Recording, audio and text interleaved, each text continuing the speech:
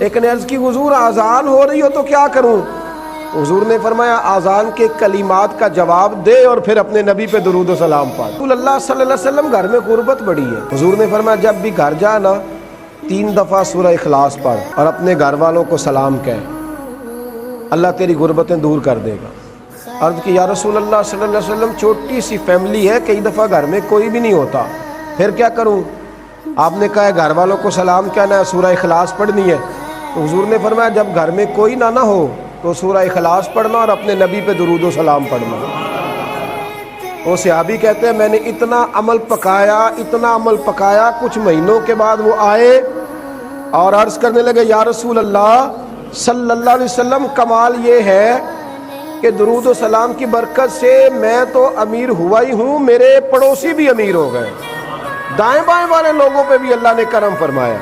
درود شریف ایک ایسا وظیفہ ہے۔